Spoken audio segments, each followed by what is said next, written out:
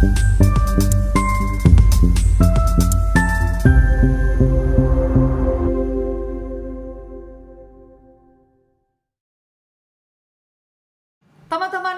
Shalom. Baru-baru ini Gus Islam Bahrawi mengatakan bahwa Islam Indonesia khususnya tidak sadar kalau mereka telah dijadikan sebagai boneka. Seperti apa cerita lengkapnya?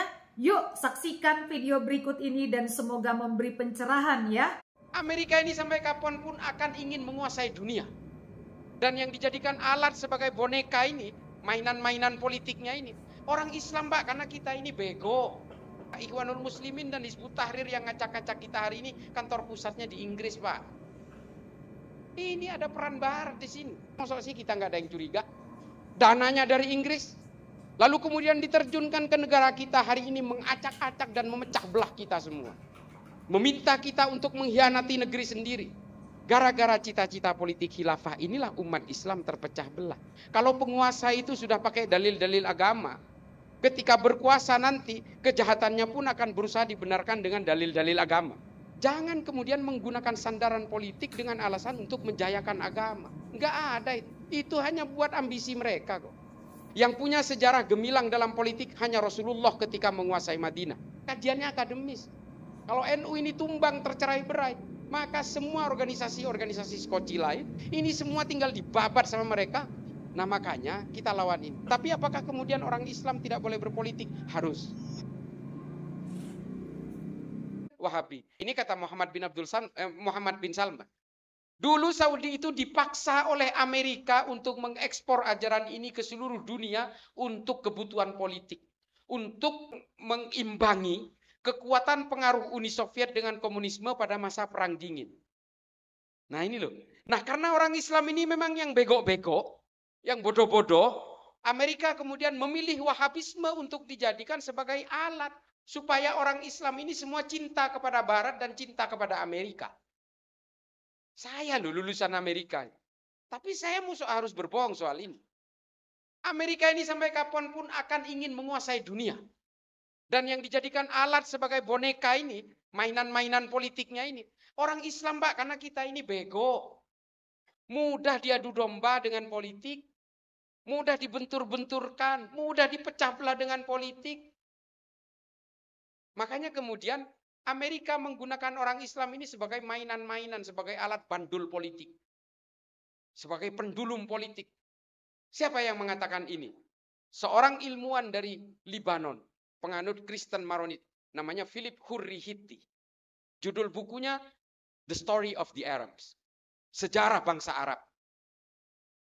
Selama orang Islam ini tidak bisa lepas dari masa lalunya yang selalu berkecamuk, berperang, saling bunuh sesama orang Islam gara-gara politik, maka orang Islam akan tidak pernah bisa menjauh dari politik. Karena ini sudah didesain. Makanya saya bilang Pak, Ikhwanul Muslimin dan Hizbut Tahrir yang ngacak-ngacak kita hari ini kantor pusatnya di Inggris Pak. Ini ada peran Barat di sini. Yang menciptakan Al-Qaeda siapa sesuai pengakuan Hillary Clinton? Amerika. Yang menciptakan ISIS siapa sesuai dengan pengakuan dari agen intelijen di Amerika dan Inggris, MI6. Ini semua difabrikasi oleh orang-orang Barat. Tujuannya apa? Memecah belah Islam Pak. Karena orang Islam ini harus, kalau untuk melemahkan orang Islam, kata Philip Hurri-Hitti, adalah berikan orang Islam ini persoalan-persoalan politik, maka orang Islam akan berkecamuk satu sama lain. Kalau orang Islam ini dekat dengan ilmu pengetahuan, bahaya bisa orang Islam yang menguasai dunia. Ini loh tinjauan-tinjauan geopolitiknya. Jadi kalau kemudian Wahabi hari ini datang ke Indonesia tiba-tiba mengaku paling otentik dengan ajaran Nabi. Makanya kenapa ajaran Wahabi ini dikit-dikit mengkafirkan orang. Dikit-dikit membid'ahkan orang. Dikit-dikit mengahlul kuburkan orang. Ahli nar dan sebagainya. Orang ziarah kubur dikatakan ini penyembah kuburan. Ya kan? Ini semua didasari oleh gerakan-gerakan politik Barat Pak. Oh mbahnya sendiri kok yang udah ngomong, Muhammad bin Salman. Udah cerita sendiri, bukan kata saya. Nah kemudian Saudi hari ini sudah menyadari itu semua, bahwa menurut Muhammad bin Salman, kalau Saudi tetap menganut paham seperti ini, maka Saudi akan menjadi negara paling primitif di dunia. Terlebih ketika minyaknya habis nanti, 90 tahun ke depan. Nah itulah mengapa kemudian Saudi mulai berpikir bahwa penghasilan saya nanti, itu dari turis, dari pariwisata. Makanya dulu pada zaman Wahabi masih ganas-ganasnya, itu perang Khandaq itu kan ada parit, itu ditutup dulu. Semua situs-situs Nabi itu dihancurkan semua, dihilangkan semua. Dengan alasan supaya orang Saudi dan orang Islam yang datang ke Saudi tidak mengkultuskan situs-situs jejak kenabian ini. Hari ini Bu, digali lagi Bu, dibuat parit tiruan. Mereka menyesal telah merusak itu semua. Bahkan kalau di Madinah di daerah Uhud, pemerintah kerajaan Arab Saudi membuat tembok-tembok imitasi Bu. Untuk menggambarkan bahwa tembok ini dulu adalah pertahanan perang Rasulullah. Ini imitasi semua, KW semua, mereka hanya mengira-ngira. Karena yang asli dulu sudah dirobohkan, sudah dihancurkan oleh Wahabi. Hari ini dibangun ulang semua, KW semua tapi. Nah ini adalah penyesalan-penyesalan terhadap ajaran Wahabi yang mengharamkan budaya-budaya. Dan seolah-olah semua kalau kecintaan terhadap Nabi itu seolah-olah ingin mengkultuskan dan mentuhankan. Tidak. Tidak. Nanti jangan kaget kalau suatu saat di Masjid Nabawi ada maulidan. Kita tunggu aja. Meskipun bukan dengan alasan tafsir. Tapi bisa jadi diadakan dengan alasan untuk mendatangkan devisa dari para turis. Nanti makin bingung ini penganut-penganut itu di sini. Karena bagaimanapun Bu, agama ini bukan ideologi. Tapi tafsir-tafsirnya ideologis, jangan salah. Ideologis itu apa? Dibuat sesuai kebutuhan manusia pada saat itu. Apakah ajaran agamanya berbeda, berubah di Saudi? Bukan, agamanya tetap. Ajaran agamanya tetap.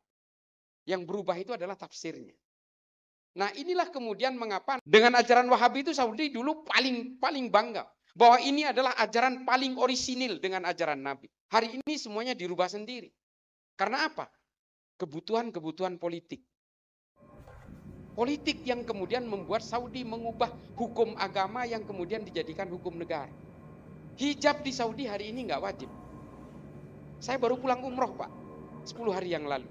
Dan saya merasakan kebebasan-kebebasan itu. Karena saya bukan hanya ke Madinah dan ke Mekah. Saya juga ke kota-kota lain dan juga ke negara-negara lain di Timur Tengah. Dan saya bandingkan semua bahwa perubahan besar terjadi di Timur Tengah. Wabil khusus di daerah-daerah seperti Dubai, Muscat, ini semuanya sudah berubah. Apalagi di daerah-daerah non-Haramain. Jarang orang berkerudung. Di Jeddah apalagi, di Taif apalagi. Belum kita ke Al-Khobar, belum ke daerah-daerah seperti Riyadh. Dulu mereka dengan bangganya mengatakan bahwa Rasulullah mengharamkan musik. Hari ini Pak, setiap restoran di Riyadh itu ada pertunjukan musiknya. Di Jeddah juga. Saya nongkrong di salah satu warung kopi di daerah Kornis, tapi bukan di Balad, di daerah Kornis di pinggiran ini. Ada yang main musik Pak. Meskipun musiknya oud, gitar Arab itu, gambus itu. Sekarang udah mulai begitu. Dan bahkan kalau ke imigrasi ini, imigrasinya Saudi, itu orang-orang imigrasi itu perempuan Saudi, semuanya perempuan yang berkerudung, bukan bercadar, rambutnya terlihat seperti gaya kerudungnya Mbak Yeni Wahid. Ini petugas imigrasi. Nah, di daerah-daerah lain yang sedikit bebas di luar Haramain di Saudi hari ini, itu betul-betul kebebasan terhadap kalangan perempuan ini. Mencari orang Saudi yang bercadar hari ini, itu sesulit mencari perempuan di Indonesia yang melepas kerudungnya. Yang bercadar ya, jarang orang bercadar sekarang di Saudi. Bahkan perempuan di Jeddah itu lalu lalang nyetir mobil. Dan perempuan yang sendirian di mall, di toko, banyak sekali. Tanpa didampingi mahram. Nah mengapa kemudian semua ini berubah? Apakah ajaran dulu itu batal menjadi orisinil? Sehingga kemudian ajaran-ajaran Islam yang menurut mereka KW ini kemudian mereka adopsi? Tidak, ini adalah kebutuhan-kebutuhan peradaban manusia. Ini semua kemudian ajaran-ajaran fikih yang berbasis tafsir ini, ikhtilafnya memang tidak bisa dihindari. Nah, persoalannya, kelompok-kelompok penganut faham-faham eksklusif yang seperti ini, bahkan menganggap orang yang berbeda tafsir pun, ini dianggap sebagai orang kafir. Ini yang disebut dengan paham hakimiyah takfiriyah. Ini memang postulatnya mereka, gesturnya, cara kerjanya. Ini saya ada kejadian yang menarik yang belum saya ceritakan. Kemarin itu saya ketika di Mekah itu, saya ziarah ke makamnya Mbah Mun di Maklah. Dulu saya terakhir itu umroh itu 2014. Saya tuh dulu nggak bisa ziarah. Saya diusir-usir. Nggak boleh. Mamnu, haram haji. Wah itu, diusir-usir. Kemarin itu saya tahlilan pun nggak diusir. Tahlilan loh ini. Ya biasalah, kan orang NU itu kalau tahlilan itu kita itu nggak bisa nggak gedek kalau giliran tahlil itu. Nggak dia apa-apain. Kemudian apa yang paling menarik dari Saudi? Kita kalau mau bicara Saudi. Saudi bahkan mengubah hari kemerdekaannya. Belum ada yang tahu. Coba bayangin, Indonesia mengubah 17 Agustus menjadi tanggal yang lain. Coba, artinya apa? Ini ada perubahan besar di Saudi. Hari kemerdekaan Saudi yang dikenal dengan Yaumit Taksis itu dirubah menjadi 22 Februari yang sebelumnya bulan April. Mengapa dirubah? Hari kemerdekaan sebelumnya mengacu kepada pertemuan keluarga Ibnu Saud dengan Muhammad bin Abdul Wahab tahun 1744. Nah, ini yang dijadikan dasar untuk hari kemerdekaan Saudi selama ini. Di bawah Muhammad bin Salman, semua itu dirubah mengacu kepada kehendak pertama dari keluarga Ibnu Saud untuk memerdekakan Saudi tahun 1727. Hari kemerdekaannya bos dirubah. Karena apa tujuannya? Ingin memutus sejarah dengan Muhammad bin Abdul Wahab. Nih. Dan ini, apakah ini analisa saya? Bukan. Ini perkataan Muhammad bin Salman sendiri lewat RT.com, koran Jerman. Dia mengatakan, kalau Saudi ini masih terus terikat secara mitos politik dengan Wahabisme, maka Saudi akan terhubung-hubungkan terus dengan gerakan-gerakan teror di seluruh dunia. Lalu diputus, 17 Agustusnya diganti. Coba, itu loh. Nah, Yaumit Taksis ini kemudian dirubah oleh Saudi. Saking dia itu udah benar-benar, udahlah Wahabisme ini udah kelar lah.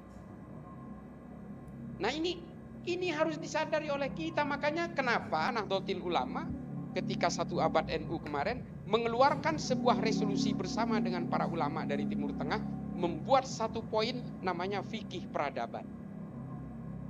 Fikih peradaban ini intinya adalah melawan gerakan-gerakan politik yang ingin mewujudkan khilafah. Mengapa? Kok kita cuma nyasarnya khilafah? Karena umat Islam ini dan seluruh umat beragama dimanapun itu terpecah belah karena persoalan-persoalan cita-cita politik. Gara-gara cita-cita politik khilafah inilah umat Islam terpecah belah. Sunni Syiah bermusuhan 1400 tahun sampai hari ini. Gara-gara apa? Politik. Sunni adalah pengikut Muawiyah. Syiah adalah pengikut Sayyidina Ali. Lalu kemudian mereka bermusuhan sampai hari ini. Gara-gara apa? Politik. Nggak usah jauh-jauh deh, pemilu 2014, cebong kampret. Prabowo sama Jokowi udah pelukan, di bawah ini cebong kampretnya masih makin jadi malah. Ini politik. Politik. Katolik dan Protestan berpecah. Gara-gara apa? Gara-gara politik. Mereka perang 30 tahun, membunuh 8 juta orang Kristen di Eropa. Hingga akhirnya apa? Terbelah. Sama seperti Sunni dan Syiah. Yang satu Protestan, yang satu Katolik. Sampai hari ini. Hindu. Wah, jangan tanya Pak. Ini lebih banyak lagi. Hindu di Bali dengan India itu beda. Karena apa? Persoalan segregasi politik. Belum kita bicara Hindu di India. Ada Hindutva, Shivsena, Bharatiya Janata. Ini saling perang Pak sesama Hindu. Sama seperti orang Islam ketika saling bunuh sesama orang Islam dan berperang sesama orang Islam. Gara-gara apa? Politik. Perang Jamal, perang Siffin, perang Hurrah, perang Nahrawan, perang Zab. Ini sesama orang Islam saling bacok ini. Korbannya puluhan ribu. Coba. Sayyidina Utsman dibunuh sesama orang Islam. Sayyidina Ali dibunuh sesama orang Islam. Sayyidina Hasan diracun sesama orang Islam. Sayyidina Husain dibantai sesama orang Islam. Gara-gara apa? Politik.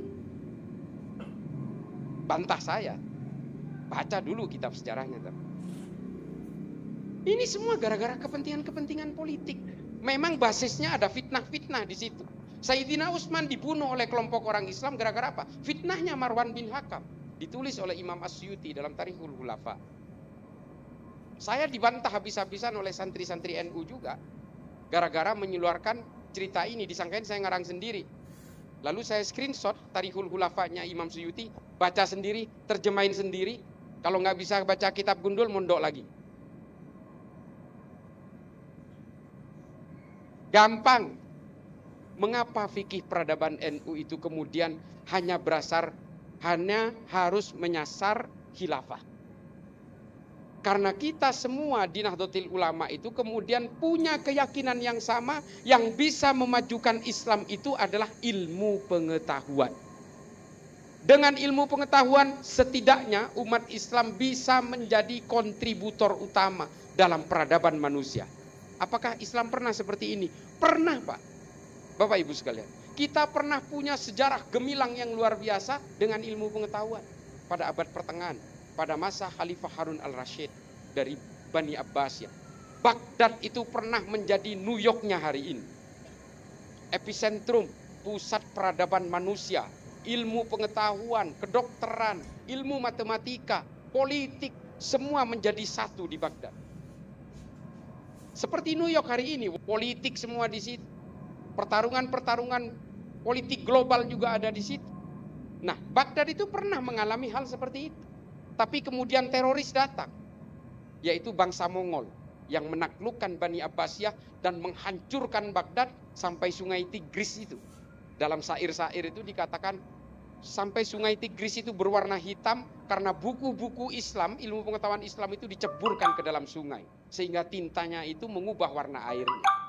Dan kemudian sungai Tigris berwarna merah karena ilmuwan-ilmuwan Islam itu dibantai sehingga darahnya mengubah warna airnya. Ini dalam syair-syair diterangkan begitu. Saking brutalnya keilmuan Islam dan politik Islam itu dihancurkan oleh orang Mongol. Nah, ilmu pengetahuan kemudian menyisakan banyak hal di dalam Islam. Ilmu kedokteran tentang anatomi tubuh manusia ini ditemukan oleh seorang ilmuwan Islam namanya Ibnu Sina. Sampai hari ini dipakai ilmu ini. Ilmu tumbuh-tumbuhan tentang ordo klasifikasi tumbuhan. Ini siapa yang menemukan? Abu Bakar Ahmad At-Tinawari. Pertama kali ditulis dalam kitab namanya An-Nabat. Makanya kata nabati itu diambil dari judul kitabnya Abu Bakar Ahmad At-Tinawari. Seorang pemikir Islam bernama Ibnu Khaldun menulis kitab namanya Al-Muqaddimah tentang teori-teori bagaimana sebuah negara itu bisa berdiri kokoh dengan satu konsep keputusan bersama, disepakati bersama, namanya konsep Al-Asobiyah. Yang kemudian diambil oleh John Locke, John Maynard, dan Adam Smith untuk dirumuskan menjadi sistem demokrasi modern hari ini. Dari mana ini? Dari orang Islam. Teori ekonominya komunisme tentang bagaimana aliran modal dikuasai oleh negara untuk kemudian dialirkan kepada rakyat menengah dan kecil. Ini adalah teori ekonominya Ibnu Khaldun di dalam Al-Muqaddimah yang dilanjutkan dalam Al-Ibar. Dikutip oleh siapa? Oleh Karl Marx dalam Das Kapital. Ada. Semuanya komplit dari Islam. Ini keilmuan-keilmuan Islam yang kemudian berkontribusi terhadap peradaban manusia. Yang paling kita rasakan hari ini nih, yang menciptakan angka 0 dalam matematika ini ilmuwan Islam namanya Al-Khawarizmi. Angka 0, Bu. Kalau nggak ada angka 0, sampean nggak punya duit ribuan. Angkanya cuma 1 sampai 9 aja, nggak ada 0. Yang menciptakan siapa? Al-Khawarizmi. Saking ngetopnya orang ini, ilmuwan Islam ini, itu sampai algoritma itu diambil dari namanya beliau. Algoritm, yang kemudian menjadi algoritma bahasa Indonesia. Ini berawal dari Al-Khawarizmi. Ini bukan cocokologi loh. Empirik ini. Nggak cocokologi. Ada pertanggungjawabannya. Semua ini ditulis, ada literatur secara empirik dan secara akademis. Dan ini sejarah. Nah, lalu kemudian mengapa kita kemudian ingin menggeser pola-pola ideal umat Islam di seluruh dunia? Kita harus bergeser dari pola-pola cita-cita politik kepada cita-cita ilmu pengetahuan. Dan Islam pernah mengalami masa kejayaan dan berhasil menentukan trajektori, arah dari peradaban manusia lewat ilmu pengetahuan. Kalau lewat politik, kita nggak ada yang sejarah gemilang. Yang punya sejarah gemilang dalam politik hanya Rasulullah ketika menguasai Madinah. Setelah Rasulullah wafat, gagal kita menerjemahkan politik. Karena memang apa? Rasulullah mewariskan Islam ini bukan untuk instrumen politik. Rasulullah mewariskan Islam ini untuk menyempurnakan akhlak dan supaya Islam ini menjadi agama yang bisa merahmati seluruh alam semesta sampai hari kiamat. Itu saja. Beban kita hari ini adalah berakhlak yang baik dan bawalah Islam ini sebagai agama yang rahmatan lil alamin. Ini dua ini. Kalau politik, Nabi jangankan mewariskan politik, Pak. Penggantinya aja tidak ditunjuk oleh Nabi. Penggantinya beliau aja nggak ada yang ditunjuk satupun. Tidak ada yang nunjuk nama. Kalau kemudian Sayyidina Abu Bakar itu dipilih karena Sayyidina Umar dan Sa'ad bin Ubadah itu berantem. Ingin berebut menjadi penggantinya Nabi. Lalu kemudian diambil jalan tengah, udah Abu Bakar aja lah yang jadi. Isyarahnya apa? Tanda-tandanya apa? Ketika Rasulullah sakit, yang mengganti Rasulullah untuk menjadi imam di Masjid Nabawi itu adalah Sayyidina Abu Bakar. Isyarah ini yang dipakai untuk menunjuk beliau jadi penggantinya Nabi, menjadi khalifah berikut. Itu artinya Nabi tidak mewariskan politik kepada kita. Nah kemudian hari ini atas nama politik setelah itu kemudian memporak-porandakan kita, membentuk firqoh-firqoh aliran sesuai dengan tujuan politiknya, ambisi kekuasaannya masing-masing. Sampai hari ini Pak, yang namanya politisasi agama itu yang membajak kesalehan, membajak jubah-jubah ketuhanan, padahal untuk ambisi kekuasaannya sendiri. Padahal sama Ibnu Rus sudah diingatkan, kalau penguasa itu sudah pakai dalil-dalil agama, ketika berkuasa nanti kejahatannya pun akan berusaha dibenarkan dengan dalil-dalil agama. Ini kata Ibnu Rus ini dalam Tahafud at-Tahafud. Nah makanya kalau saya terus terang gini, kalau ada orang yang berusaha menjadi tokoh politik, menjadi pemimpin, tapi menggunakan jubah-jubah agama, udahlah, saya nggak mau beli. I don't buy that shit. Saya nggak pernah percaya. Kalau ingin memajukan Islam, majukan lewat ilmu pengetahuan. Kita punya sejarah yang nyaman dengan ini. Politik, kita nggak ada apa-apanya. Gagal terus. Kurang apa politik Islam itu menguasai Eropa 600 tahun. Dan ketika kekuasaan Islam terakhir di Granada tumbang abad 14, apa yang terjadi? Tidak menyisakan satu orang Islam pun di Eropa. Semua dibaptis paksa sambil memegang tasbih. Al-Quran dibakar sejadi-jadinya di Plaza de Granada. Ini tulisan-tulisan sejarah. Sebuah kitab sejarah namanya Al-Mansur. Semua orang dipaksa menjadi Kristen. Yang menolak dibunuh. Nah ini kalau politik Pak, akan menyerah kepada penakluk-penakluk berikutnya. Nah ini loh. Jangan kemudian menggunakan sandaran politik dengan alasan untuk menjayakan agama. Enggak ada itu. Itu hanya buat ambisi mereka kok. Kalau mau menjayakan agama, mari kita majukan dengan ilmu pengetahuan. Kita belajar sementok mungkin anak-anak kita bangun. Kalau kemudian kita itu tidak punya giroh untuk mencari ilmu pengetahuan, ya udah Islam ya begini-begini aja, hanya dijadikan mainan-mainan barat aja. Dibentuk Al-Qaeda, dibentuk ISIS, dibentuk Hizbut Tahrir, dibentuk Ikhwanul Muslimin, dibentuk kelompok-kelompok yang kemudian mengacak-acak kita. Lah, Hizbut Tahrir kantor pusatnya di Inggris, Ikhwanul Muslimin kantor pusatnya di Inggris. Masa sih kita nggak ada yang curiga? Ada nggak yang curiga? Dananya dari Inggris, lalu kemudian diterjunkan ke negara kita hari ini mengacak-acak dan memecah belah kita semua. Meminta kita untuk mengkhianati negeri sendiri yang memang bukan tradisinya Nahdlatul Ulama. Sepanjang berdiri Nahdlatul Ulama tidak pernah mengkhianati negaranya sendiri. Kecuali kelompok-kelompok yang memang ingin menguasai negara ini. Merdeka Bu, baru hitungan bulan Kartosuwiryo itu sudah ingin mendirikan negara Islam Indonesia di Tasikmalaya. Hitungan bulan baru merdeka. Kartosuwiryo ini penanda tangan Sumpah Pemuda. Pahlawan seharusnya. Tapi karena ditawari jabatan oleh Soekarno dia nggak suka, dia kemudian memilih menjadi pemberontak. Ini bukan NU loh ini. Lalu kemudian dia membuka satu cabang lagi dengan pemahaman yang sama yang namanya Negara Islam Indonesia. Andi Aziz di Makassar, Kahar Muzakkar di Kalimantan Selatan, memberontak ke negara kita, mengkhianati negaranya. Kelompok Wahabi, wah ini brutal ini Pak. Tahun 2000 sampai 2009 kelompok Wahabi meledakkan bom di mana-mana. Bom Tentena, bom Malam Natal, bom Ritz-Carlton, bom JW Marriott, bom Bali 1, bom Bali 2, bom Sarinah, bom Kampung Melayu. Coba. dentuman di mana-mana, korbannya puluhan. Kelompok Wahabi ini pelakunya. Ali Imran Amrozi dan sebagainya, Imam Samudra. Semua ini Wahabi semua.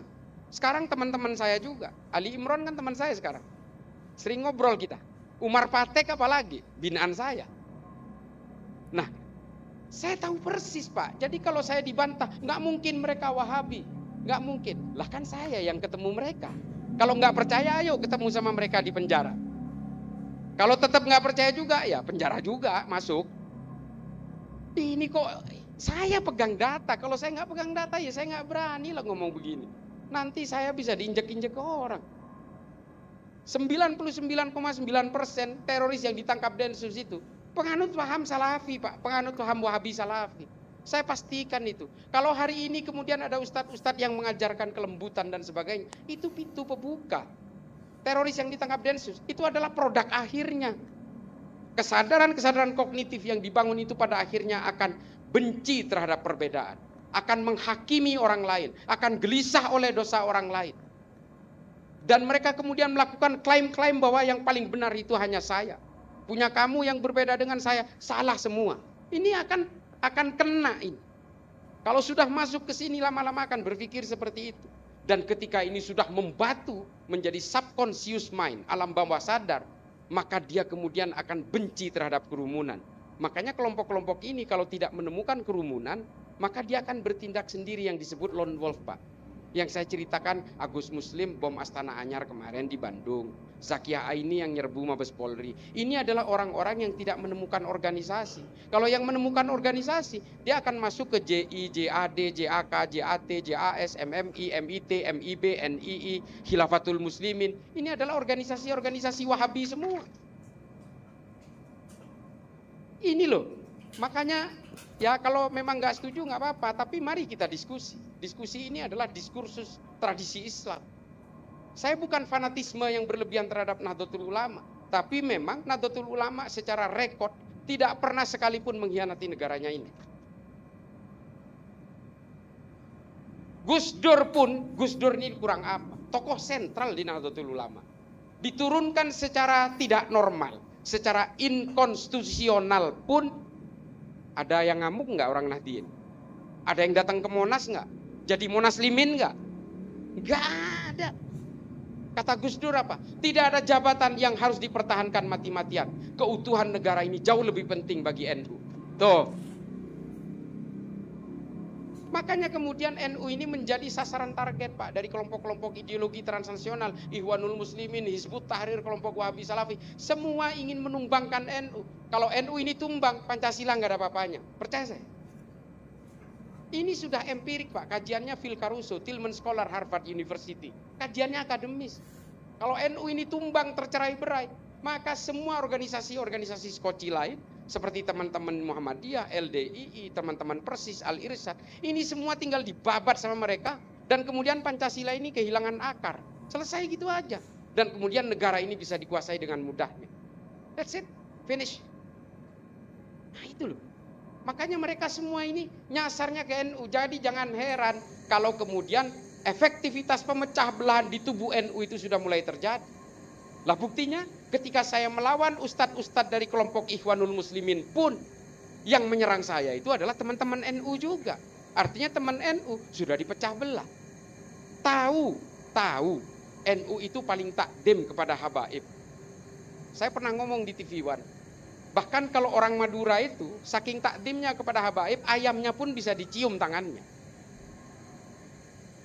Nah kesempatan ini yang diincar oleh kelompok-kelompok yang ingin menghancurkan NU ini, dibuatlah sosok-sosok tandingan seorang sosok habaib, oknum habaib yang kerjaannya itu mencaci maki NU. Padahal penghormatan terhadap habaib ini hanya yang ulama-ulama NU yang mengajari. Dan hanya di Indonesia Pak, orang itu menghormati habaib sejadi-jadinya. Di Malaysia itu nggak gitu-gitu amat.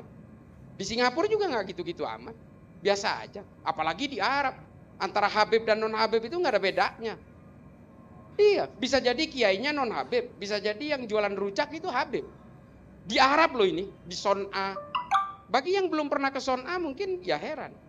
Mungkin nggak percaya. Tapi ya begitu kenyataannya. Hanya di Indonesia. Kenapa? Ulama-ulama NU yang ngajari kita untuk takdim kepada para habaib. Kenapa? Kita harus menghormati Kanjeng Nabi. Ini memang ajaran ulama-ulama NU. Dan hari ini kemudian kacang lupa kulitnya. Oknum-oknum habaib kemudian membuta-butakan Gus Dur. Menyerang ulama-ulama NU. Dan bahkan mencaci maki NU. Coba. Artinya pemecah belahan di tubuh NU ini sudah sangat masif. Dan kemudian membentuk cabang-cabang dan kelompok-kelompok. Di Madura itu Pak, yang mau carok itu. Gara-gara politik, sesama NU. Sama-sama menghormati habaib. Cuma yang satu ini mengatasnamakan dzurriyyah habaib. Sosok. Yang satu dianggap tidak takdim kepada sosoknya dia. Politik semua ini Pak. Dan ini semua adalah proksi-proksi yang dibangun oleh orang luar untuk memecah belah kita semua. Dibuatlah organisasi-organisasi yang kerjaannya itu memang hanya untuk memecah belah saja. Wabil khusus targetnya itu ya Nahdlatul Ulama. Karena penting buat negara ini. Organisasi Islam terbesar kok di dunia. Apalagi di Indonesia. Nah ini loh. Jumlahnya Banser itu 7 juta Pak. Ya Gus Ainun. Jumlah TNI 1 juta. Mohon izin Pak Dan Ramli. Jumlah polisi 463.000. Jumlahnya TNI dan polisi masih kalah sama jumlahnya Banser. Apakah NU ingin mengerahkan Banser untuk menguasai negara ini? Enggak lah, enggak mungkin. NU itu pokoknya NKRI harga mati kok. Ini loh Nahdlatul Ulama. Kalau Nahdlatul Ulama ini Wahabi, udah dedel duel negara ini. Habis semua. Dan ini dibuktikan oleh berbagai kejadian di berbagai negara. Saya sudah berkeliling Pak. Saya ke Afrika 3 kali. Saya sudah ke Somalia, ke Mozambik, ke Sudan, ke Tanzania, ke Republik Afrika Tengah, ke Kenya, di pantai barat Afrika itu Nigeria sampai ke Monrovia di Liberia sana. Semuanya apa akar masalahnya? Wahabi, nggak ada lagi. Kelompok Hasan Turabi, dulunya dia pemimpin Torikoh, dia mursyid. Setelah terpapar Wahabi, habis Pak, Sudan terbelah menjadi 2 sekarang. Sudan Utara yang Islam, Sudan Selatan yang Kristen. Kelompok-kelompok Torikoh di Somalia yang namanya kelompok Azariyah itu diusir oleh kelompok Wahabi dan kemudian satu negara menjadi Wahabi semua. Hari ini apa? Mereka berperang sesama Wahabi Pak di Somalia. Bertanggung jawab saya dengan data ini. Saya sampai hari ini masih penasehat pemerintahan Somalia untuk anti radikal. Sampai hari ini. Banyak Pak, duit saya banyak, digaji saya. Makanya kalau ngundang saya nggak terima amplop Pak.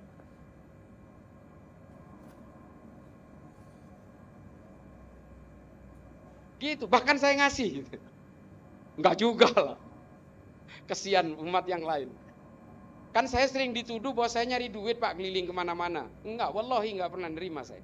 Kalaupun kemudian saya dikasih, pasti saya belokkan ke teman-teman Ansor. Udah ini buat biaya organisasi. Nah, jadi kalau mau ngasih, enggak apa-apa. Tapi saya belokkan ke masjid. Seperti Masjid Baitur Rahman kemarin, saya mau dibayar. Saya enggak mau, saya justru ngasih untuk masjid gitu. Bukan uang saya juga. Ini uang umat tapi lewat saya gitu aja. Nah itu loh. Nah artinya kemudian yang menjadi pelajaran bagi kita hari ini adalah bahwa kita harus melawan Pak terhadap gerakan-gerakan politisasi agama. Politisasi agama ini mau nipu kita. Orang kalau nipu pakai agama itu gampang Pak. Menghipnotis orang pakai agama itu gampang.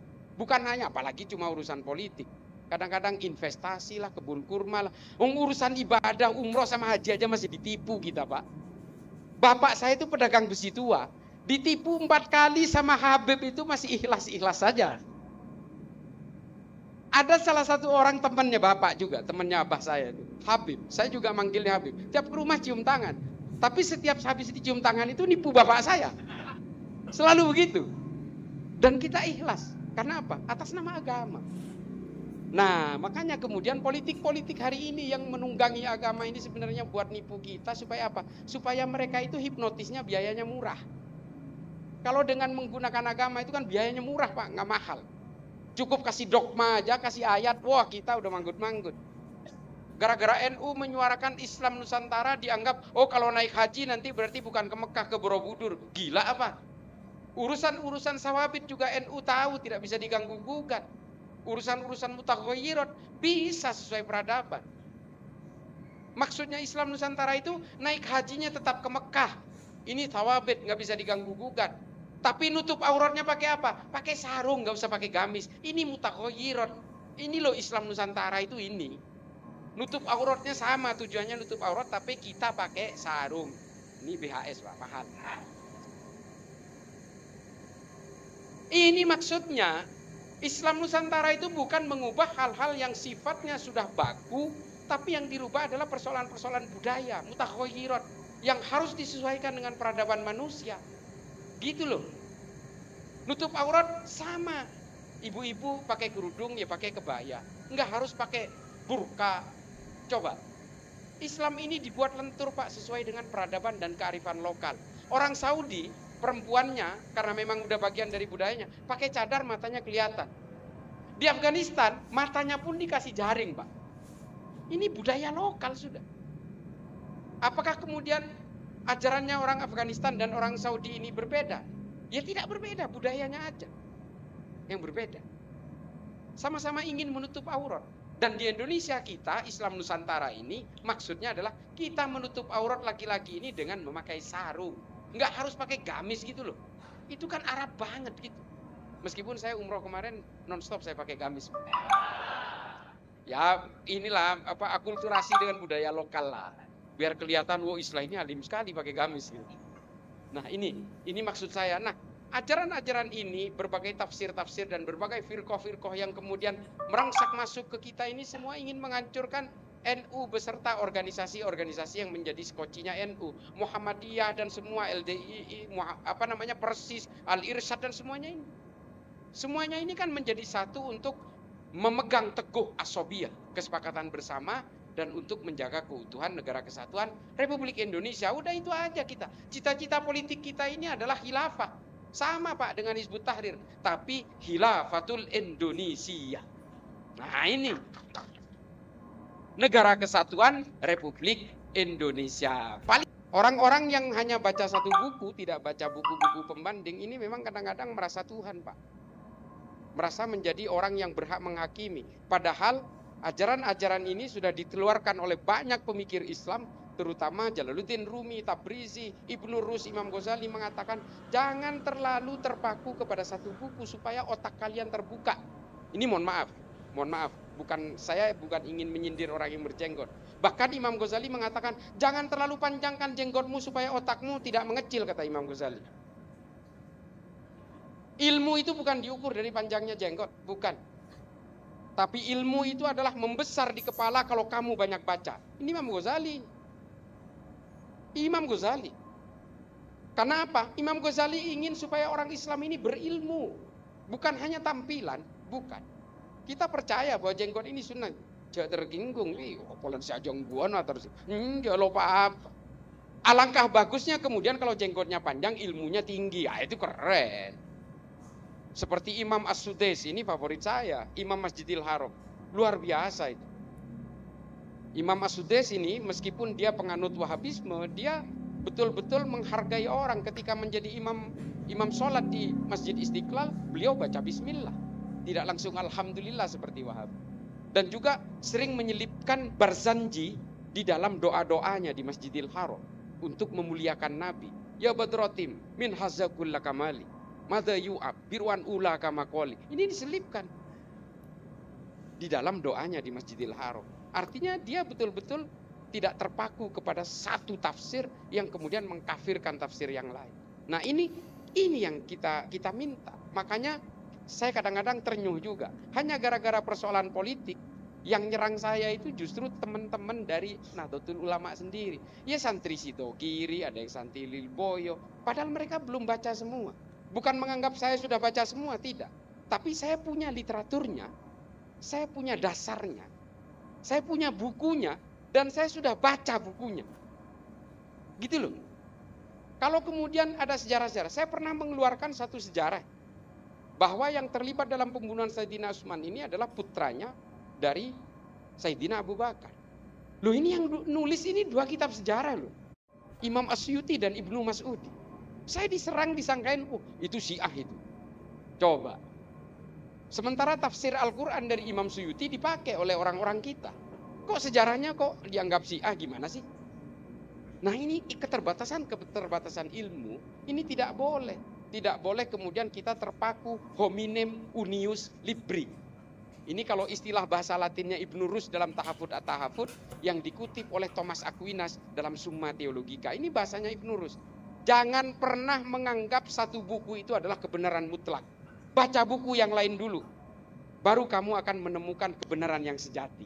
Nah itu Ibnu Rus itu. Jadi Islam ini betul-betul agama yang inklusif, yang mengajarkan kita keilmuan. Indonesia ini negara yang tidak masuk akal, Pak. The impossible state. Ini negara yang nggak masuk akal, kurang lebih gitu. Kenapa? Kita itu ada 17.000 pulau, Pak. 700 suku, 700 bahasa, puluhan agama beserta aliran-alirannya ini. Bahkan aliran ini perintil-perintil, Pak, sampai ke urusan penetapan Ramadan aja ada yang beda, Pak. Namanya aboge yang di Sulawesi. Iya kan? Wah, kalau aliran, Pak, di Kristen apalagi, Pak, sampai macam-macam, perintil sampai kecil-kecil. Tapi kita apa? Kita aman, Pak. Kita bersatu dalam satu kesatuan negara Indonesia, NKRI. Ini kan 17.000 pulau menyatu menjadi satu, kalau istilah bukunya itu a single sovereignty state.